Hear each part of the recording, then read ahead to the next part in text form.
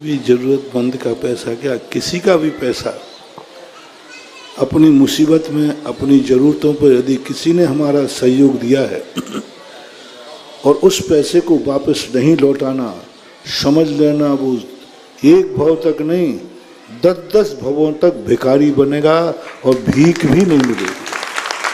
क्योंकि दूसरे व्यक्ति ने तुम्हें पैसा दिया है, किसी ज़रूरत में दिया होगा, किसी आवश्यकता के लिए दिया होगा, किसी ने सहयोग किया होगा, वैसा फोकट में तो दिया नहीं। आपको किसी ने पैसा दिया, आपने सहयोग के लिए लिया या आपने किसी कारण से दिया और उस पैसे को नहीं लौटा पाना, समझ लेना बहुत बड़ा पाप। बहुत मैं तो कहता हूँ कि यदि कर्जा किसी का लिया है ज़रूरतमंद का, तो अपनी मकान बैठकर, जायदाद बैठकर स्वयं बिकना पड़े तो बिक जाओ, लेकिन किसी का कर्जा लेकर मत बिको, किसी की संपत्ति हड़प के मत बिको।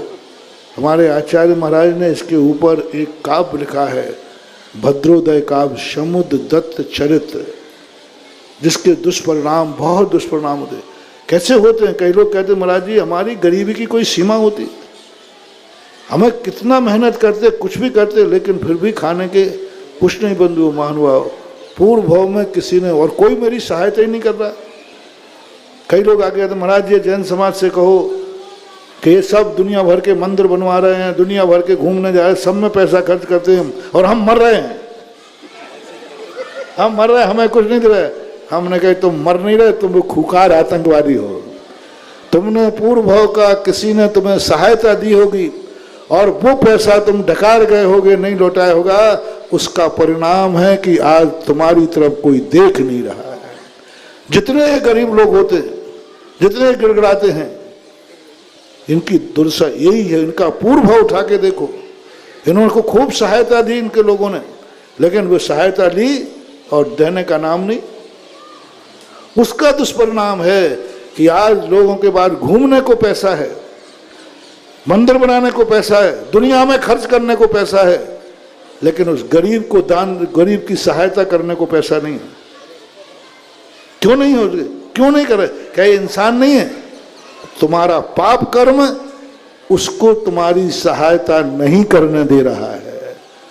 वो पाप, तुम्हारा पाप कर्म कहता है इस पैसे को मौज मस्ती में उड़ा दे, लेकिन इस गरीब की सहायता मत करना, इस दुखी की सहायता मत करना, क्योंकि ये वो पापी है जिसने इसकी सहायता की, उसी का पैसा डकार के ले गया।